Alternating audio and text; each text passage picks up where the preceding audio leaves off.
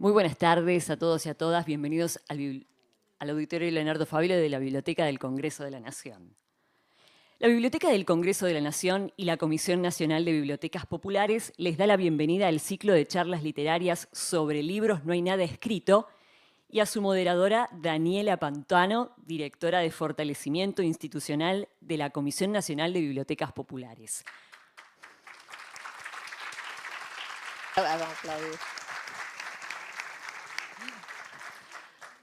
Agradecemos la presencia del presidente de CONAVIP, Raúl Escándar, y al señor director coordinador de la Biblioteca del Congreso de la Nación, Alejandro Santa.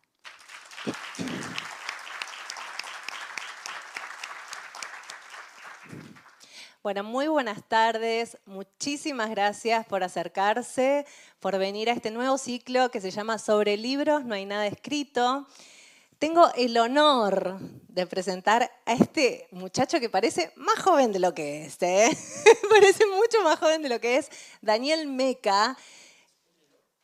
Prendale el micrófono, por favor. Es un elogio, es un elogio. Hola, hola. Ahí estás. ¿Es un elogio o una crítica? No, es algo lindo que parecer más joven de lo que uno es. A mí también me dicen que parezco más joven de lo que soy. Perfecto. Así que Ya me está, parece yo que estoy está contento. bien. Bueno, y a raíz de esto armamos un video para él, para que ustedes lo conozcan un poquito más allá de la entrevista que vamos a hacer después. Así que vamos con el video. Esto es sorpresa para mí también. Sorpresa, sí, es como un homenaje. Un homenaje en vida.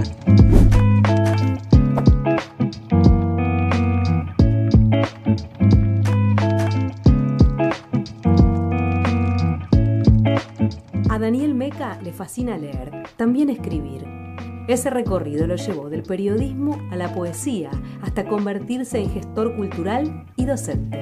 Creativo, audaz e inquieto, es creador del Centro de Atención al Lector, en donde los usuarios pueden consultar sobre recomendaciones de libros y lecturas las 24 horas del día.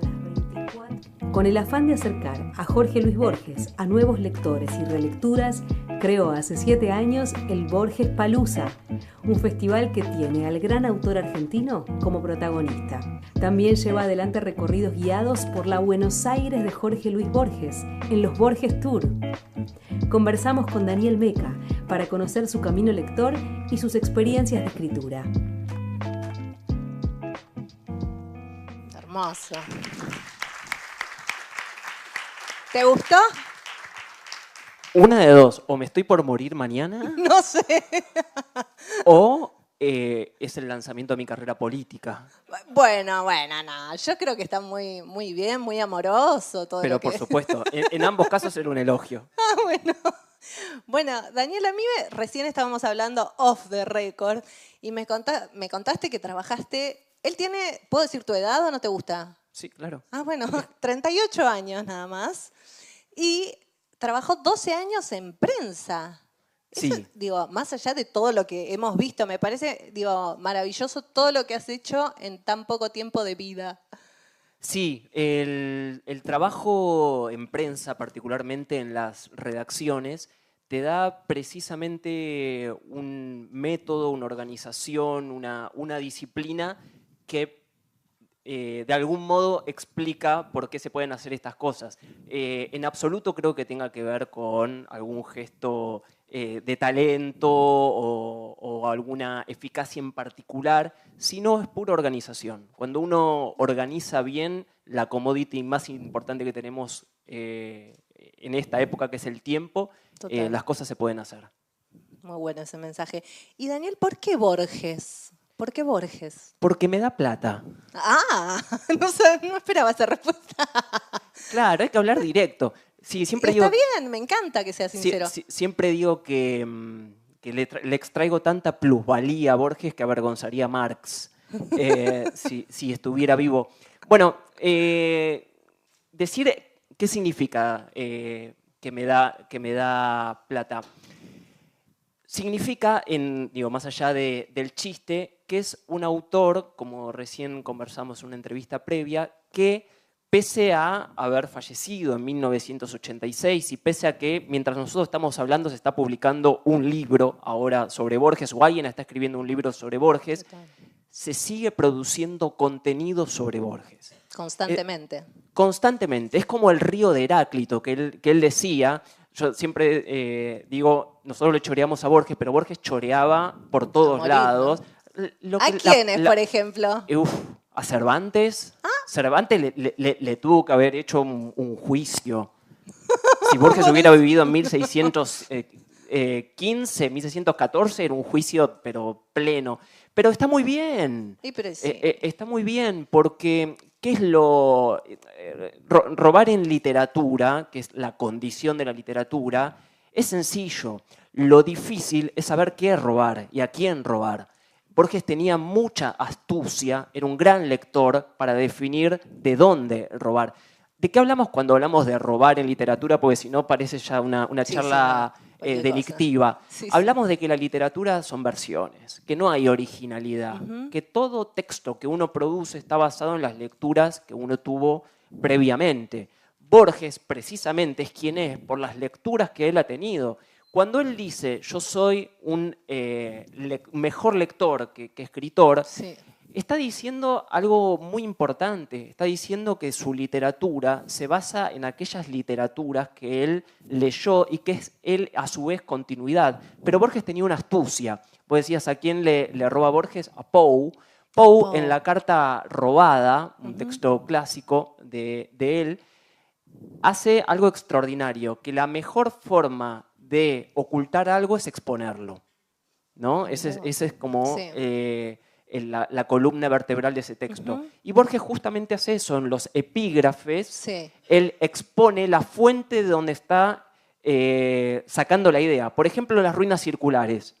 ¿No? Él pone el epígrafe de Alicia a través del espejo, que es un diálogo entre Alicia y Tweedledum, y empieza en un momento Alicia a decir, che, ¿cómo saben que el rey rojo está durmiendo? Y los otros le dicen, no puede ser de otra manera, si no, vos no estarías acá.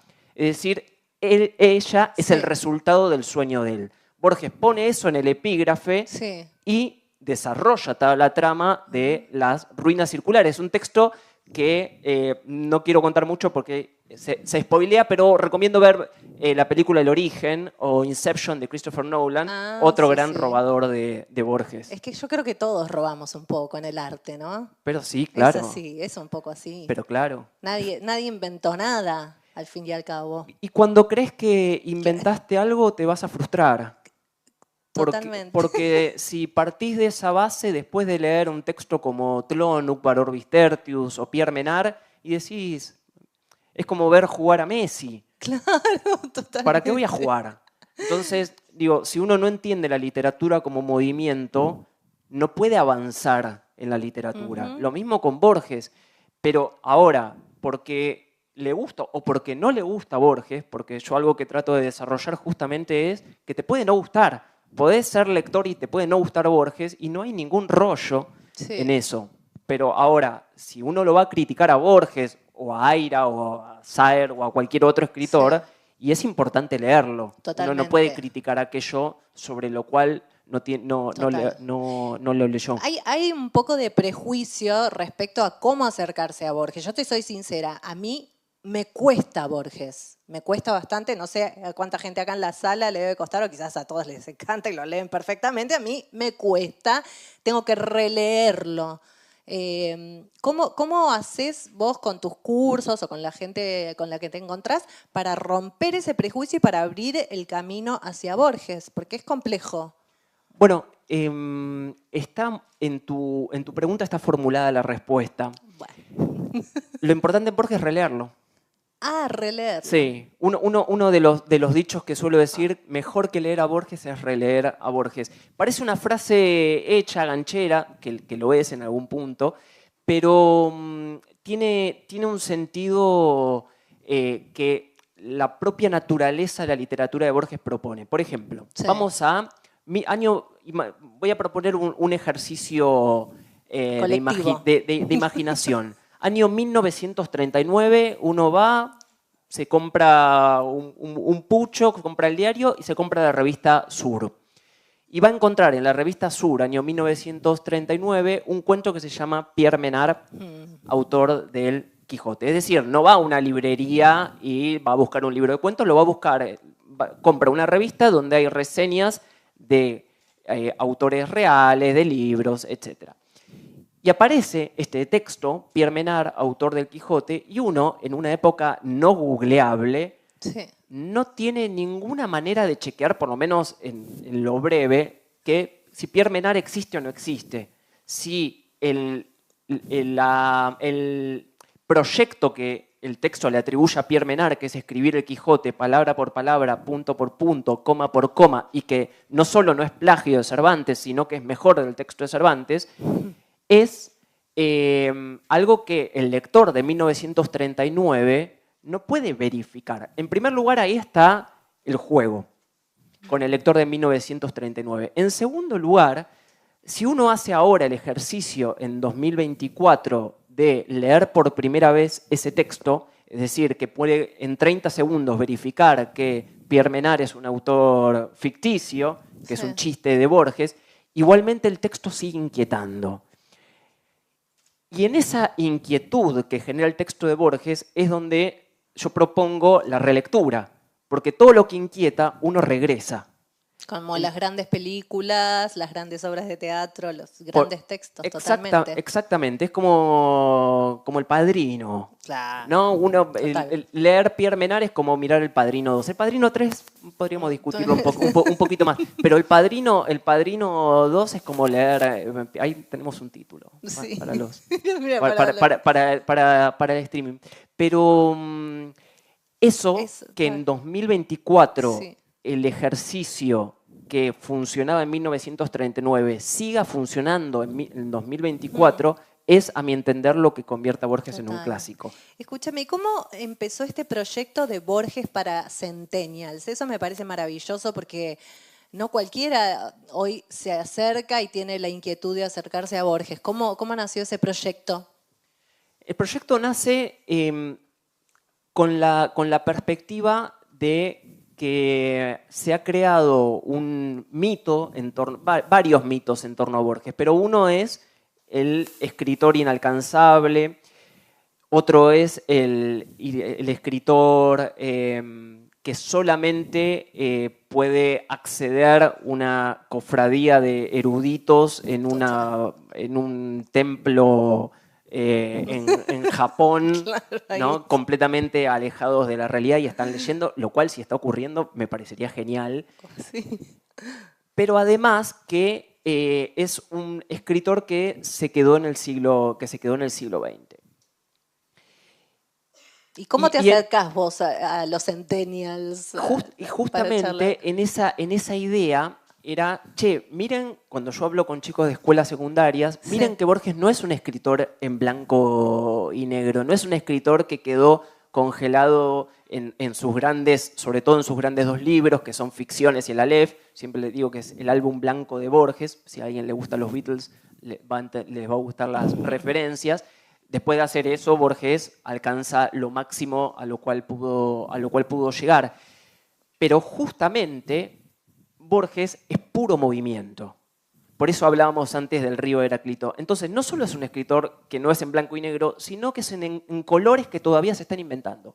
Y pongo el caso del Jardín de senderos que se bifurcan, un texto de 1942, que el tipo es Borges, sí. El tipo se mete con la física cuántica. Después le preguntaban,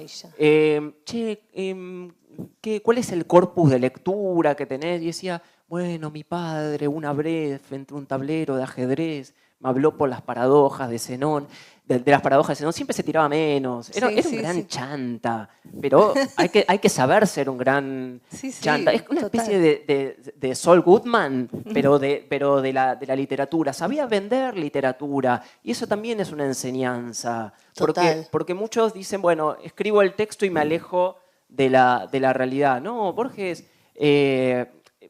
sabía cómo vender su literatura. De hecho, y acá sigo con la idea de cómo hablarle a los jóvenes, Borges trabaja de todo en su vida, pero además, primero se tiene que pagar su primer libro de poesía, y la forma de vender su primer libro, de difundir su primer libro de poesía, se metió en una redacción de la revista Nosotros, agarraba el librito, lo iba poniendo en los sobretodos de los periodistas. Mirá vos, eso no sabía. De modo que cuando hablamos de Borges y hablamos de la juventud, hay una simbiosis temática, porque los temas que Borges toca, por ejemplo, en el Jardín de senderos que se bifurca, son los temas que hoy por hoy vos ponés Disney Channel y está todo Marvel, y Marvel está hablando de los multiversos y demás, cosas que ya hacía Borges en 1942. Pero además, la idea de que como en la juventud, que uno tiene que hacer de todo, Borges hizo de todo. Él no era un Ocampo, él no era un Casares, tenía que agarrar la pala, no podía dedicarse a leer toda su vida. Fue un trabajador municipal y está muy bien. Del 37 al 45 trabajó en la biblioteca Miguel Cané. Claro. Y no era jefe de la biblioteca Miguel Cané, era segundo auxiliar de la biblioteca Miguel Cané. Mirá vos. ¿Y cómo te reciben los chicos con esto? O sea, ¿cómo los ves?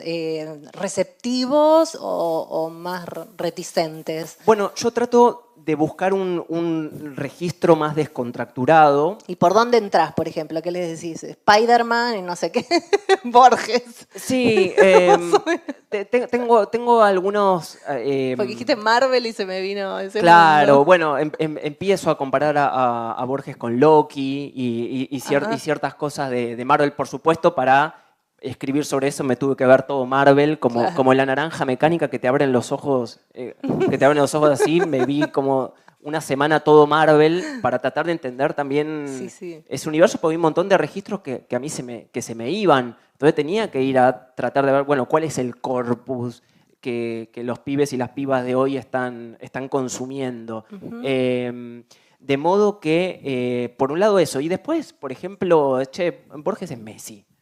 No, una frase completamente arbitraria, que no tiene ningún tipo de justificación, pero que atrae la atención.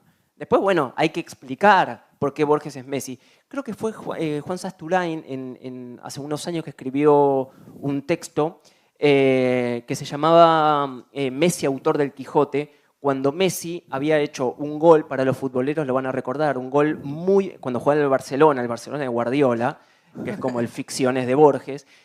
Cuando jugaba ahí, hizo un gol que era idéntico al gol de Maradona a los ingleses. Entonces, justamente era el juego de Messi escribiendo como Cervantes, digamos, en el juego ese.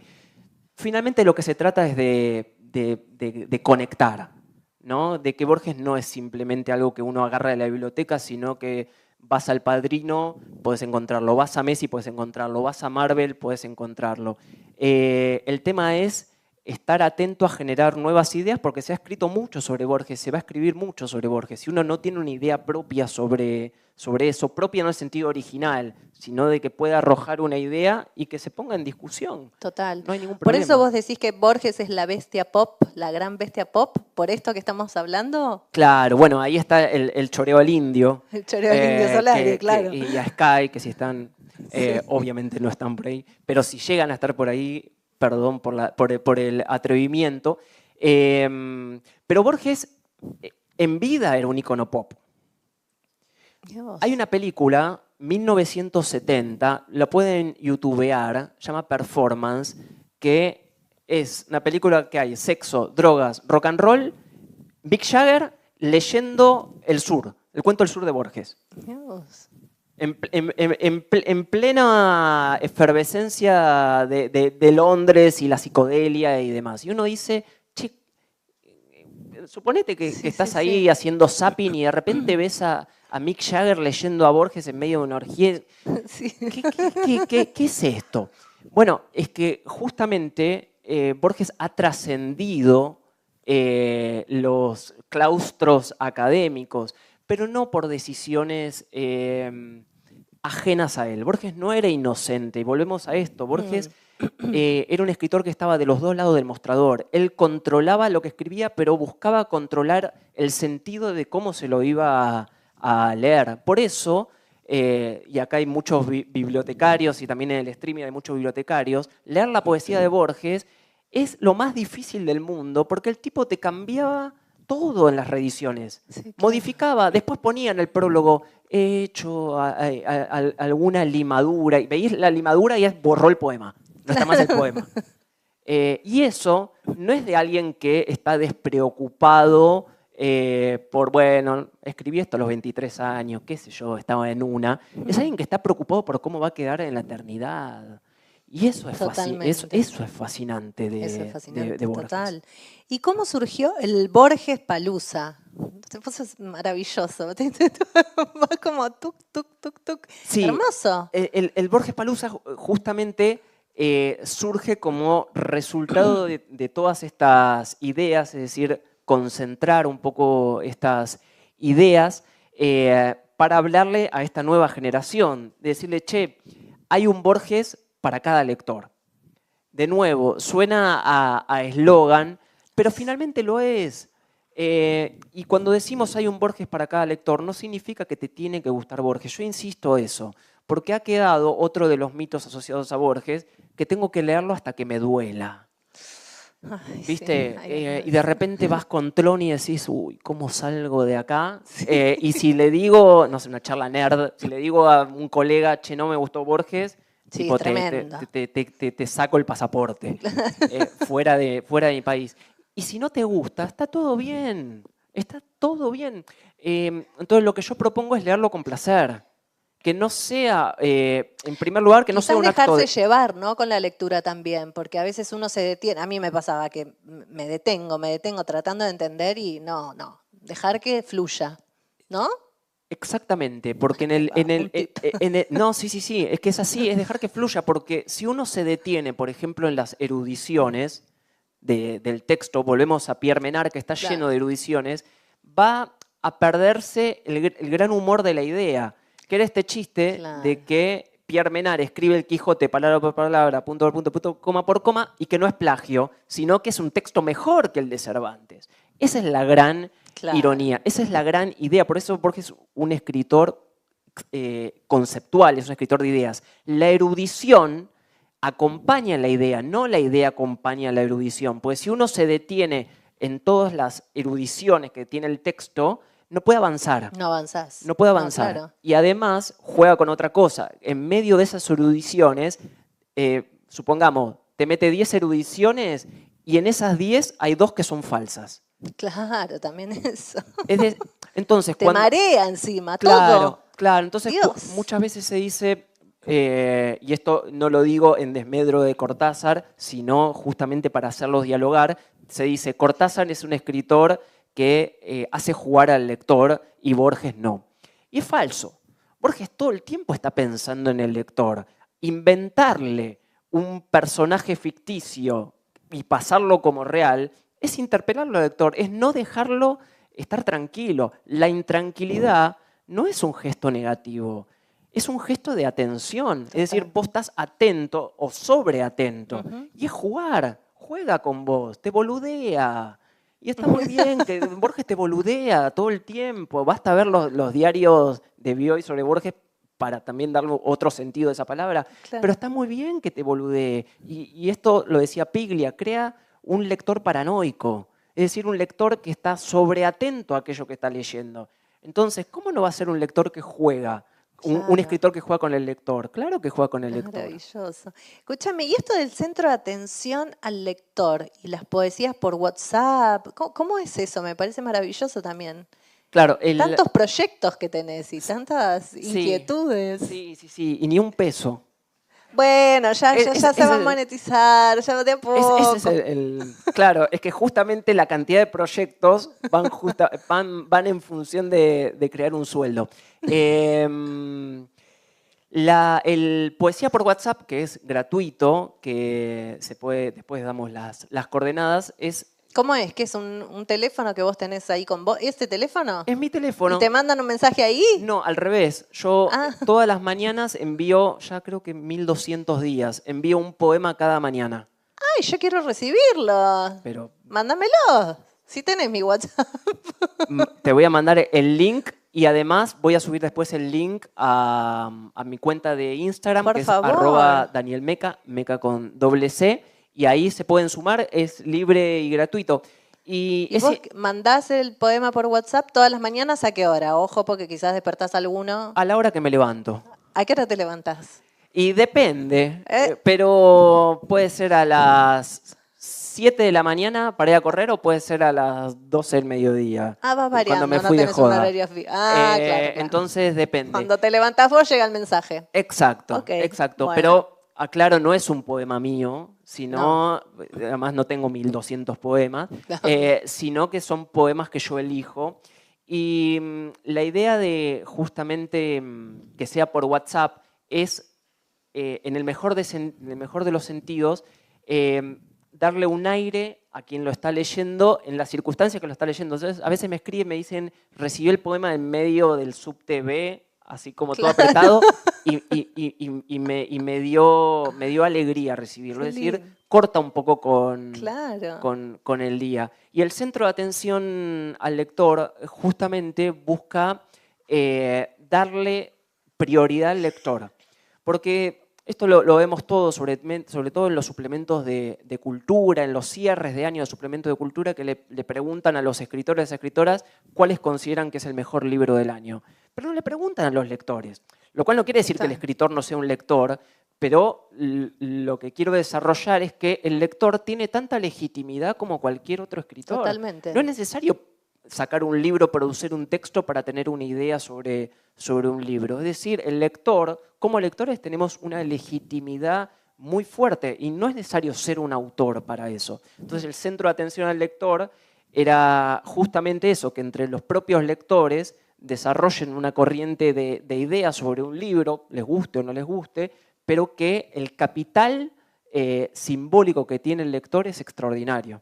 Sí, totalmente. Y vos diste un montón de cursos, talleres. ¿Cómo vas pensando en las propuestas? Porque son sumamente originales todas. ¿De dónde vienen? ¿Lo pensás desde el dinero, ya que hablamos del dinero, desde lo que te puede generar un ingreso o desde algo que te moviliza a vos, o que se te ocurrió, qué sé yo? ¿Cómo vienen esas propuestas a tu cabeza? Con respecto al tema del ingreso, digo, más allá de los chistes que hemos hecho, sí, es fundamental porque hay, en general, digamos, no hablo de nada en particular, sí, y hay un proceso de deslegitimación de lo que es la producción de literatura en el mercado editorial, lo cual... si sos escritor y demás, y si hay escritores acá, en general cobrás cada 6 meses las regalías y demás. De modo que en un país con inflación, bla, bla, bla, tenés que tomar iniciativa. Pero eso es para otro debate, un debate que es profundamente necesario. Pero desde otro lugar, hay una dirección que yo tomo de Borges es la territorialidad. Borges era un escritor territorial. Borges ocupaba espacios. Y esto es política. El espacio que no se ocupa lo llena otro. Total. Cualquiera que ha hecho política de alguna, no necesariamente partidaria, cualquiera que haya hecho política va a entender el sentido estratégico de esa idea. Y Borges tenía ese sentido estratégico. Borges era un animal político. Y alguien que era más animal político que Borges era la madre Borges. Si Borges tenía un jefe de gabinete, era doña Leonor Acevedo de Borges. ¿Por qué? Porque era la dirección estratégica de su hijo. Definitivamente. Era un nivel de lucidez. Después, bueno, Giorgi la llamaba, tenía 45 años, la llamaba, che, estoy con Estela Canto, vuelvo a la... Y bueno... otro rollo freudiano, pero en lo que va a la estrategia política, la madre tuvo mucho que ver en la dirección a la cual tenía que ir su hijo. Pero cuando me refiero a territorialidad, me refiero a que vos le tocabas, Borges vivía en Maipú 994, sexto piso B, vivió ahí desde el 44 hasta noviembre del 85, que se fue a Ginebra y palmó allá. Cuando... Palmó, está bien. No, sí. Y murió. La gente muere. Cuando murió Doña Leonor, la madre Borges, murió a los 99 años. Yo tengo un recorte de un diario porque me pareció extraordinario. Dice, Doña Leonor dejó solo a Borges. Así, le juro que así era el título. Y ya era hora. Claro, 99 años. Ya está, claro. ¿Cuánto tiempo más? ¿Cuánto más? No, pero el ángulo de la nota me pareció maravilloso en el sentido terrible. Entonces, Borges, en ese sentido de territorialidad, recibía a todo el mundo en la casa. Iba Vargas Llosa, esto lo cuenta el propio Vargas Llosa, que le señala las goteras que tenía en la casa. Le asombra que Borges no tuviera demasiados libros, que no tuviera ningún libro suyo. Y después le preguntan a Borges y Borges dice, sí, me visitó un agente inmobiliario peruano, creo que era. Era malo Borges, era malo. Pero se asombraban precisamente de cierta discreción, cierta modestia. Y Borges era un tipo que primero lo dijo antes que el indio, decía que el lujo era una vulgaridad. Él no vivía ostentosamente, ni ostentaba sobre su literatura. Tenía otras estrategias para ostentar, pero no la vulgar, no la tradicional. ¿Cuáles estrategias para ostentar? Por ejemplo, la de tirarse a menos. Ajá. Él siempre se tiraba a menos. Cuando le decía, Borges, usted es el mejor escritor del siglo, dice, caramba, habrá sido un siglo muy malo. Siempre, o lo paraban por la calle y le decía, Borges, yo soy escritor. Y él hacía una pausa, y ahí está el humor británico de Borges. En esa pequeña pausa, lo Monty Python, decía, caramba, yo también. ¿No? Entonces, esa idea, que era muy elaborada con él, va totalmente en contra lo que hacía, que era corregir hasta la médula sus textos. ¿Por qué alguien que hubiera querido el olvido total iba a corregir sus textos? Total, si es el olvido, todo termina, no hay ningún sentido. Él corrige sus textos, primero porque está pensando en cómo lo van a leer después de muerto. Y segundo, hace algo muy astuto, que no lo hace Cortázar, que es convertirse en un escritor de siglos. Convertirse en un escritor que atraviesa todos los siglos, de modo que se convierte en un hecho atemporal. Y eso lo hace a partir de 1960, cuando empieza a escribir en soneto. Oliverio Girondo, que era el archinémesis de Borges, en términos Marvel, creo que en el año 52-53 escribe un libro maravilloso, se llama En la más médula. Y Borges, a los 5 o 4 años, escribe El Hacedor, 1960, que empieza a escribir como Quevedo, como Góngora, como en el siglo de oro español. Es decir, cuando todos estaban en la vanguardia inventando palabras y demás, Borges se va a escribir de modo más tradicional y clásico. Eso es deliberadamente pensado por Borges. Porque si vos si un escritor en los años 60, cuando está el Ditela, cuando están Girondo flasheando por acá, y el tipo empieza a escribir, lo cual es un hecho contracultural. La tradición, escribir de un modo tradicional en 1960 era un hecho contracultural definitivamente. Maravilla. Pero eso hace que hoy sea difícil ubicar a Borges en un tiempo. Lo lees y aparece Cervantes, aparece Schopenhauer, aparece Homero, aparece Hume, bueno, etc.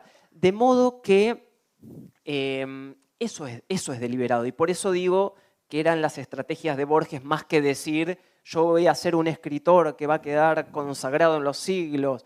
Claro, era muy estratega. Era un gran estratega. Y en esa estrategia, y ahí cierro la idea de la territorialidad, él recibía a Vargas Llosa, pero recibía también a chicos de colegio secundario que le tocaban el timbre. Cada 2 meses aparece una entrevista de chicos de colegios secundarios que en el 80 le tocaron el timbre y le quisieron hacer una entrevista y Borges le dijo, sí, pase. O también gente que se lo encontraba caminando ahí en la calle Florida. Sí. Yo en el libro amarillo, Borges la gran bestia pop, pongo Borges era como a Luca Prodan. Todo el mundo tiene una anécdota con Borges, como todo el mundo se tomó una ginebra con Luca. Claro. Yo no sé si todo el mundo se tomó una ginebra con Luca. Seguramente muchos sí, por eso terminó muriendo Luca. Pero... Pobre Luca. Sí, pero todo el mundo tiene una anécdota con Borges y debe ser así porque el tipo andaba por todos lados.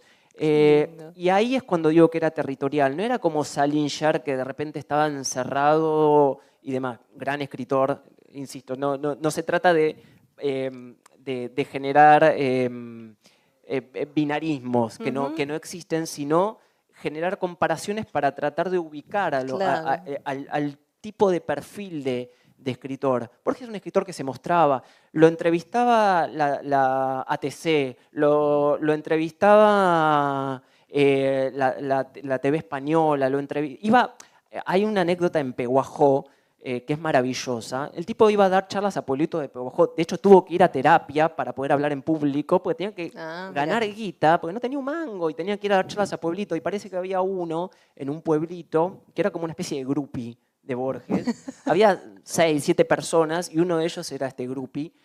Y parece que lo estaba jedeando Borges, ¿no? Jedeando, decir qué quiere decir jedeando, porque acá me parece que hay gente que... Sí, como molestando. Claro, como que le estaba diciendo, dígame, maestro, Juan Dalman en el sur, ¿muere o no muere? ¿Qué quiso decir Contlón? ¿El inmortal finalmente muere o no muere? Bueno, nos imaginamos eso. Y entonces Borges le dice, ¿conoce usted la vieja copla de Peguajó? Dice, no, le dice su interlocutor, dice, en el centro de la plaza de Peguajó hay un letrero que dice, andate a la puta que te parió.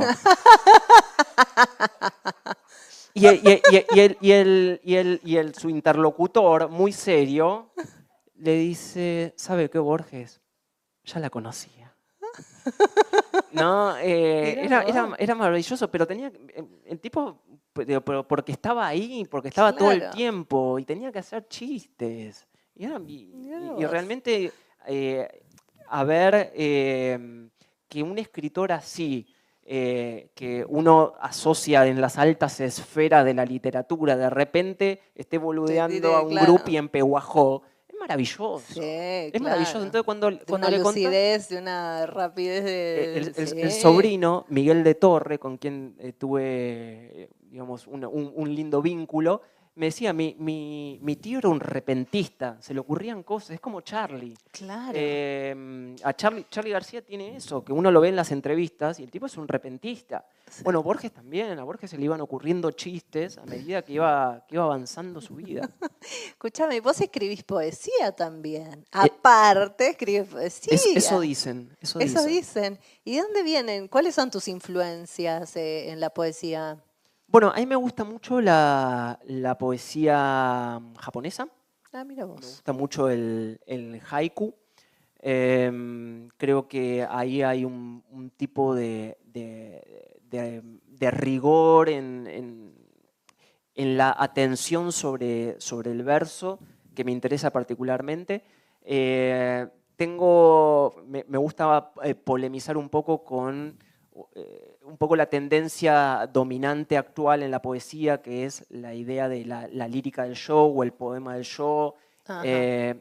Y trato de, por lo menos en las clases que yo doy, no en desmedro de ese tipo de literatura que ya lo hacían los beatniks en el Greenwich Village en los años 50, lo hacía, ¿cómo se dice? Lo hacía... se me fueron... Kerouac, Burroughs, etc., sino la idea de que todo vale en poesía. Y no lo digo en un sentido en absoluto solemne. No es que digo, no, solamente pueden escribir poesía ciertos iluminados.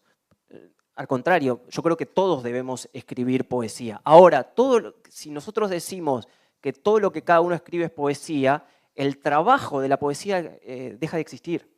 Total. ¿Cuál es el trabajo de la poesía? La corrección, la atención, el pensamiento. Es ahí. La poesía puede ser escrita por todos, pero no todo lo que se escribe es poesía. Y en esa frontera es donde se define el poema. El oficio del poeta es un oficio muy ingrato. Este país ¿Por qué?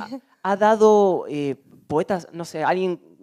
Ojalá se lo recuerde permanentemente más, por ejemplo, Alberto Girri, que era un poeta extraordinario, pero no solo por lo que escribía, sino por el pensamiento que tenía sobre el oficio de la poesía. Y eso yo creo que ha ido mermando, la idea de pensar el poema. Después uno tiene estilos y demás, pero la poesía no es una cuestión de iluminación. Esto de me voy a un bar y de repente viene un rayo iluminador y me trae ese verso y demás, no existe. La poesía es sentarte a laburar, como yo digo, es un oficinista del verso. Después lo que querés hacer con el poema, yo digo, si te sirve para ponerla, por ejemplo, si ese es tu fin... Puede ser, escúchame, es válido. Puede ser, es un fin noble. Sí, claro. Hay un montón de fines. Claro. Pero ahora, eso es lo que le digo a mis alumnos, ahora cuando trabajamos con el poema nos ponemos el traje, nos ponemos la corbata y analizamos si esa palabra, si ese verso tiene que terminar en esdrújula, en grave, si tiene que ir una coma, si no tiene que ir una coma, dónde tiene que cortar el verso, si, por ejemplo, leer otros poetas para tener aprender a rematar el poema. Es decir, hay un trabajo ahí, eso para mí es fundamental. Escúchame, vos sos corredor, nadador, fuiste federado en tenis como yo. Pero tenemos la misma edad con Dani, edad. Así que quizás nos enfrentamos. Quizás nos enfrentamos en algún partido y no lo sabemos. ¿En un dobles? Puede ser, yo jugaba a dobles. ¿Vos también? No. Ah, bueno, entonces no. Pero escúchame, contame, a mí me apasiona saber, a los que corremos, yo también soy corredora, digo, a los que corremos, todas las cosas que se te van ocurriendo en la mente. ¿Cómo? Porque uno tiene la idea de, no sé, un escritor, nada, así, sentado, escribiendo, se acuesta tarde, el pucho, el alcohol, no sé, ¿viste? Está como en el imaginario eso. Y vos sos todo lo contrario. Sí, también me gusta eso. Ah, bueno, no lo sabía. También me gusta eso, pero de acuerdo a la etapa. Si estoy preparándome para una carrera, no. Lo abandonás. En absoluto, sí, parcialmente. Pero tiene que ver justamente con un propósito. Si uno no tiene una dirección, es energía que se desvanece.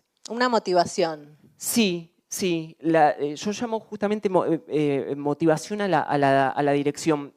Y no hablo en un sentido infalible del término. Sí. Es decir, no es que la dirección que uno elige es la correcta. Uno elige una dirección. Sí. Si esa dirección es correcta o no es correcta, eso lo va a decidir el camino. En todo caso, uno después saca conclusiones sobre la base de si salió bien, si salió mal. Sobre todo si salió mal y sobre todo si salió bien, ¿no? Porque también tenemos un rollo con la parte triunfalista de decir, si salió bien no hay nada que corregir. Y eso es un gran problema, sobre todo en poesía, pero eso es otro tema. Pero en lo que decís vos, Dani, sí, hay una disociación, hay un pensamiento que disocia la idea del intelecto del cuerpo. Sí, ¿no? total. Y el escritor y la escritora le pone el cuerpo definitivamente a sus textos. Y yo estoy convencido que está muy bien que lo hagan. Esta idea de, no, escribo el texto y luego me quedo esperando que vengan las musas otra vez para volver a crear. No, uno escribe el texto y después tiene que ir a defender ese texto. Pero vos vos por ejemplo estás corriendo y a vos obviamente la cabeza se te vienen cosas a la cabeza para escribir o pensás en cualquier otra cosa. Eso me interesa saber. Sí, yo me fui para cualquier lado. No. Me bifurqué a lo Borges. Bueno, dos cosas. La primera, entreno sin música. Sí, no vas escuchando nada, ni podcast, nada. Nada, cero. Porque eso... entiendo que ya es suficiente entusiasmo el hecho de hacer el deporte. Es decir, no necesito otro estímulo para eso. Vivimos rodeados de estímulos permanentemente y ya ir a correr, que es un estímulo en sí mismo, y además agregarle el estímulo de escuchar, no sé, todo el álbum de los Stones, que estaría buenísimo, no terminás estando en ningún lugar. O estás en el álbum de los Stones o estás corriendo. Pero una sola cosa a la vez. Y eso para mí es clave. Y segundo, trato de no pensar. Es como una meditación activa. Exactamente. Ahí está, yo lo llamo así también. Exactamente. A veces cuesta más cuando uno nada, porque ahí estás como mucho más, digamos, visualmente tenés una mayor oscuridad. Claro. Y ahí los pensamientos, como en una meditación, se te pueden llegar a dispersar mucho más. En el caso de correr, vos vas viendo la calle, el semáforo, que se putea con aquel, como claro. que te vas divirtiendo un poco con la escena. Sí. Pero nadar es mucho más desafiante.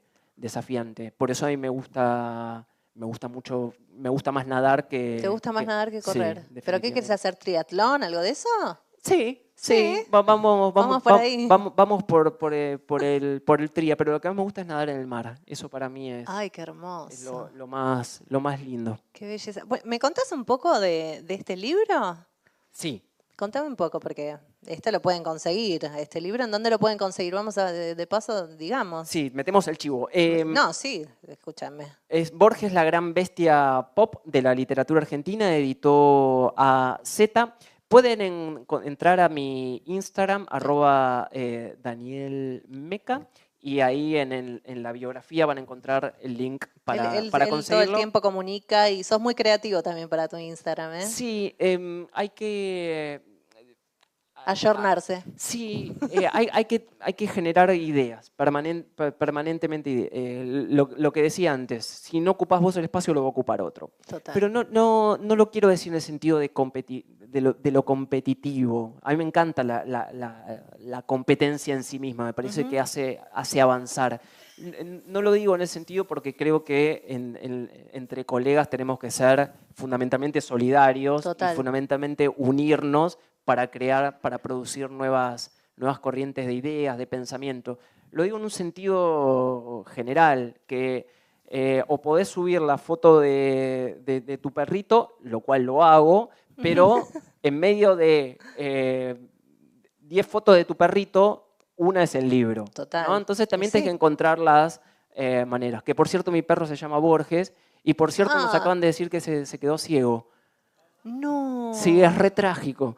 Mirá. Es una de las grandes ironías. Pero totalmente. Sí, porque cuando lo rescatamos, me encanta y todos tipo bajoné la charla. Yo lo quise contar como algo irónico, gracioso, que no, claro que no es gracioso. Lloro por las noches. Pero si uno se toma como una tragedia todo lo que nos pasa, no salimos de la cama. Y esto lo digo también incluso por la propia ceguera de Borges. Cuando Borges se queda ciego en el 55, él pudo decir, cuelgo los botines, ya jugué en el Barcelona de Guardiola y ya está. Él ya había escrito ficciones, ya había escrito el Aleph, podía hacer lo que se le cantaba. Y sin embargo, él no solo sigue escribiendo, publica El Hacedor, después publica El Informe de Brody, publica El Libro de Arena. Hasta 1985, un año antes de que muera, publica su último libro, que es un libro de poesía, que es Los Conjurados. Y él jamás, no lo van a encontrar, jamás quejándose de su ceguera. Jamás. Lo que a él le pasaba en su entorno íntimo, si sufría o no sufría, no lo sabemos. Tampoco interesa en el sentido del análisis del discurso. Él hace un poema, que es el poema de los dones, cuando dice: nadie rebaje a lágrima o reproche esta declaración de la maestría de Dios que con magnífica ironía me dio a la vez los libros y la noche. Lo toma como una ironía. Dice: Dios me dio el talento de leer, me dio el entusiasmo, me dio la voracidad de la lectura, pero me dejó ciego. ¿No? Qué gran ironía, pero el tipo no se frustra, él avanza. Y para mí es una gran enseñanza eso, porque todo el tiempo pasan circunstancias, algunas evitables, otras inevitables, pero que causan dolor. Pero si uno no avanza sobre eso, si uno no toma eso como un elemento para avanzar, bueno.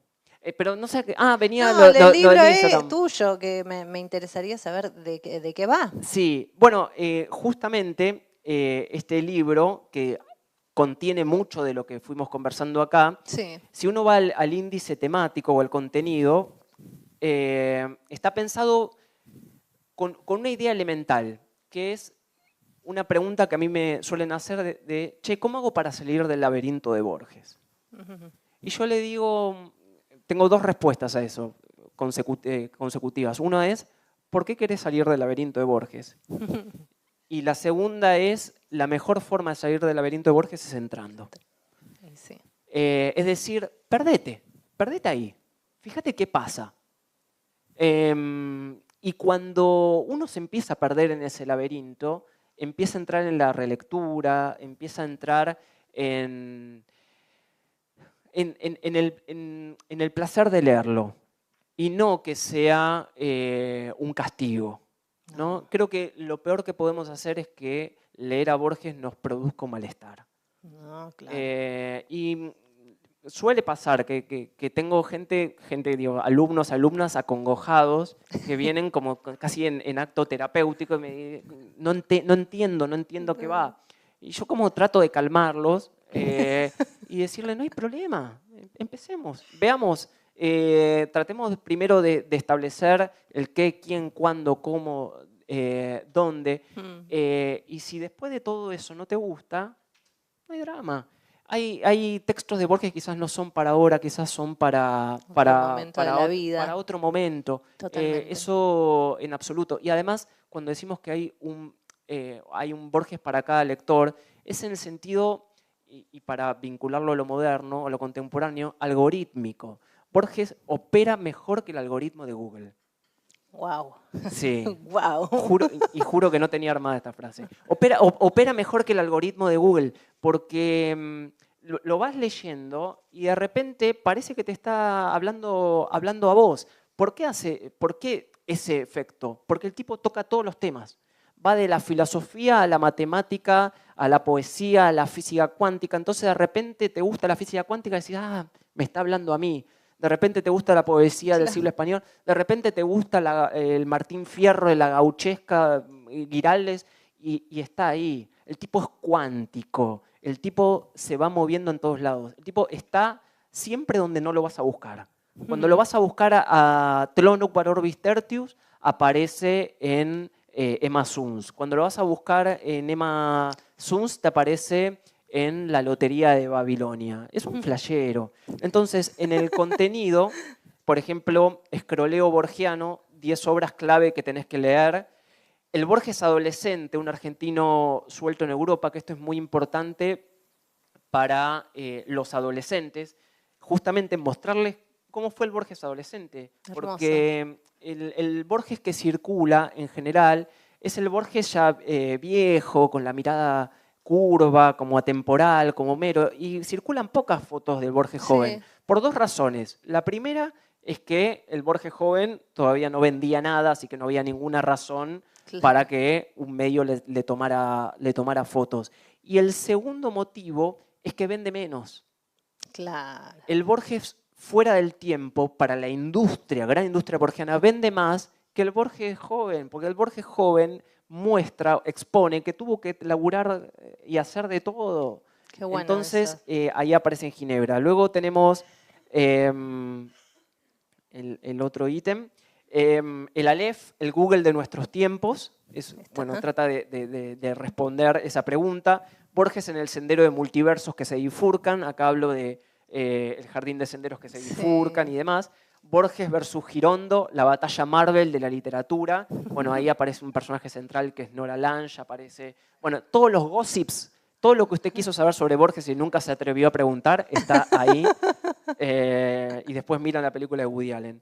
Después Borges, entre la rebeldía, el Martín Fierro y el freestyle, ¿no? La idea de la batalla de gallos, vinculada ahí al Martín Fierro y a Borges. Borges y el amor por todo el cuerpo, es decir, todos los amores que Borges unilateralmente intentó conseguir. En pocos casos fue bilateral, pero en los que fue, era un apasionado. Él tiene un poema que se llama El amenazado, dice, estar contigo, no estar contigo es la medida de mi tiempo. Claro, si no la pones con eso, no la pones con nada. Es impresionante. Borges debería haberla puesto más. Y bueno. Todo lo que no la puso Borges la puso su amigo Adolfito Bioy Casares.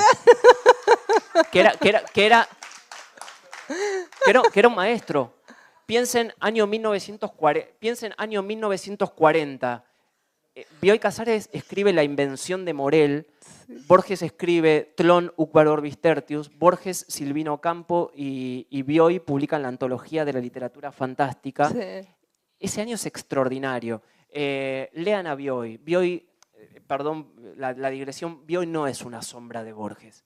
Bioy tiene una literatura extraordinaria y merece ser leído por fuera de Borges. Y después, bueno, sé que tenemos poco tiempo, Fundación Mitológica de Borges en 13 posteos, el humor y las anécdotas de Borges, un estandapero, Borges y Bioy, la amistad más mordaz de la literatura, y Borges y la fake news. Acá desarrollo una idea que Borges inventa la fake news.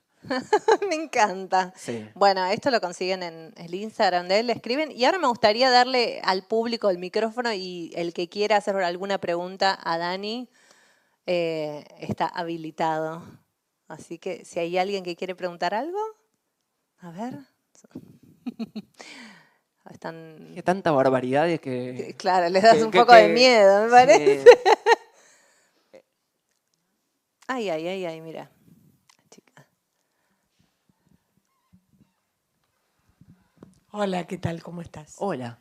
Primero, agradecerte porque me pareció excelente la charla. Maravilloso. Y te quería preguntar, vos tenés una formación de periodismo. Y yo conozco muchos periodistas que no son tan lectores. Entonces, como veo que tenés un repertorio de lectura muy abierto, no solamente te centrás en Borges. ¿De dónde surgió, digamos, en tu casa leían? ¿De dónde surgió en vos ese amor por la lectura diversificada también? Bueno, ¿cómo es tu nombre? Marisa. Gracias, Marisa. En general, mi formación es autodidacta.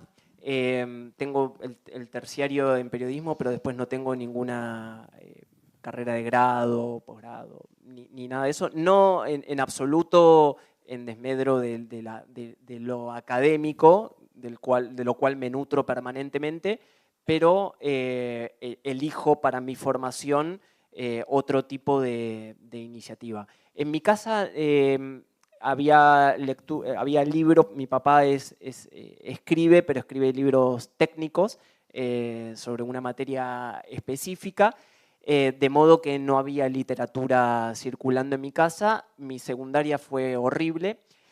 Un saludo a todos los compañeros. Los compañeros, genial. La escuela fue muy mala. Obviamente nunca leímos a Borges.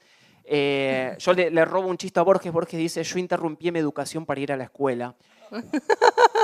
Lo cual era cierto. Podés creer que hasta le salían bien los chistes porque era cierto, porque ellos tenían una institutriz, vivían en Palermo y no hacía mucho que había ocurrido lo de la fiebre amarilla, entonces quedaron él y su hermana Nora con una institutriz inglesa llamada Miss Fink. Y en un momento le dijeron, bueno, che, vayan a la primaria, tipo sexto grado, y Borges dice, yo interrumpí mi educación para ir a la escuela, lo cual era cierto. Pero yo digo, yo empecé mi educación cuando terminé la secundaria. Pero la otra parte de la pregunta es que para mí es fundamental, que creo que hay actualmente, esto es una idea, que busca conocimiento si le sirve el conocimiento. Es decir, se va a buscar tal conocimiento porque te va a servir de alguna manera. Y para mí el conocimiento es todo lo contrario. Yo busco el conocimiento que no me sirve. Es decir, me puedo poner a leer un libro de astrofísica y la verdad yo no tengo ningún vínculo con la astrofísica. Me puedo poner a leer un libro de botánica, me puedo poner a leer cualquier novela, porque sé que eso me va a enriquecer.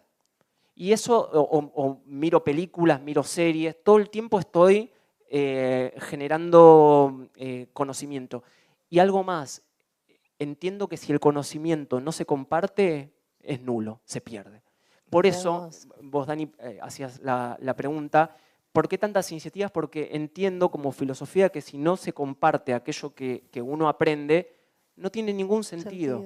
No tiene ningún sentido. Y si me permitís, quiero agregar algo más, porque quizás quedan muchas de las cosas que digo o como hablo y demás quedan como vulgares, o queda incluso como, che, qué falta de respeto a Borges. Y yo cuando a veces pasa eso, pues me pasa de personas que dicen, ¿cómo vas a decir eso de Borges? ¿Cómo vas a hablar de ti? Yo le digo, claro, hay que faltarle el respeto a Borges. Y eso es el mejor homenaje que uno le puede hacer a Borges, porque si no lo convertimos en una estampita, en un hecho religioso. Y cuando algo se convierte en un hecho religioso, es materia indiscutible, si no, no sería religioso. No importa la religión. Totalmente. Si uno se pone a discutir la Biblia, se arma es como armate un partido y ganar las elecciones. Sí, sí, ¿no? sí. Si uno se pone a discutir, cada vez que en la historia se pusieron a discutir una palabra y demás, se armó otra corriente.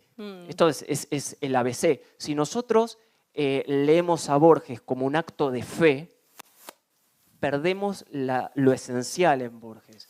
Y perdemos también la posibilidad de hablarle a una nueva generación. La pregunta es, ¿queremos que una nueva generación se acerque a Borges o queremos que Borges quede en un claustro donde solamente 4 o 5 tipos lo lean y debatan sobre el adverbio tal? Bueno, esa es la cuestión. Qué lindo, qué lindo. Bueno, ¿hay alguna otra pregunta? Ah, mira. Bueno, acá preguntas que mandaron así por streaming. Si tuvieras que elegir otro autor para trabajar con los jóvenes, ¿a quién elegirías y por qué? César Aira. Ah, mira vos, ¿y por qué? Primero porque hay mucho material, escribió más de 100 novelas. En segundo lugar porque va a ser el futuro premio Nobel de Literatura, estoy convencido. En tercer lugar porque yo escribí una novela que se llama Aira o Muerte, donde el propio Aira, porque esto es cierto, hace muchos años le vienen negando el premio Nobel. En mi novela, el propio Aira arma un ejército clandestino de Airas para tomar el poder en Suecia, hace piquetes en el puente Pueyrredón, crea una facción clandestina y finalmente toman el poder. Y no voy a contar el final, pero es un lector que me produce, es un autor que me produce felicidad. Ah, mira. Cuando termino de leerlo me pongo feliz. Qué lindo. Y no hay nada mejor que eso. No es que quedó. A veces uno lee, hay todo tipo de literatura y sobre todo las temáticas actuales son muy perturbadoras. Los temas que se tocan, que son temas muchos del yo, ¿no? Que de nuevo es para otra discusión. Pero Aira inventa. Él dice, yo hago cuentos de hadas dadaístas. Él tiene la premisa de él, había una vez. Son cuentitos, historias. Y algo que se perdió es la imaginación. Ay, sí. Ahora todo el mundo habla de su propia vida y hay vidas que son extraordinarias, pero hay otras vidas que no son tan extraordinarias. En general, la mayoría de las vidas no son tan extraordinarias para estar en un libro. Acá es la parte que me agarro enemigos. Pero la verdad que, y cuando una de las personas que más conoce a Aira, un día le pregunté si iba a escribir una biografía de él, me dijo, no, dice, sería el libro más aburrido del mundo. Claro. Aira lo único que hace es escribir. No tiene una vida maravillosa, no tiene una vida extraordinaria. No es Hemingway que se iba a la guerra y demás. Y está muy bien. ¿Por qué? ¿Cuál es la acción de Aira? Es la imaginación. Y la imaginación transforma. La imaginación crea futuro. Entonces, lo que yo trato de entrenar cuando doy clases o cuando hablo y demás es entrenar la imaginación. Es el capital más valioso que tenemos. Esto lo decía Laiseca. Sin imaginación no hay medicina, sin imaginación no hay política, sin imaginación no hay ciencia, sin imaginación no hay nada. Y si perdemos la imaginación, estamos sonados. Bueno, un aplauso para Daniel Meca. Maravilloso, Dani. Hermoso. Bueno, un placer. Bueno, muchísimas gracias, Dani, primero por ser el primer invitado. No sé si ya cortó streaming y demás. ¿Seguimos en streaming? Primero por ser el primer invitado, eso me llena de orgullo. Para mí es un placer estar acá, un placer hablar a las bibliotecas populares, un placer estar en este espacio tan hermoso y quiero felicitarlos por la iniciativa y ojalá que sigan creciendo porque algo que Borges admiraba, por ejemplo, de su maestro Jedi, que era Macedonio Fernández, era la conversación. Y es algo que se perdió. La gente ya no conversa. Total. Entonces, que exista la posibilidad de conversar me parece maravilloso. Gracias. Bueno, gracias. Muchas gracias a todos por venir. Gracias.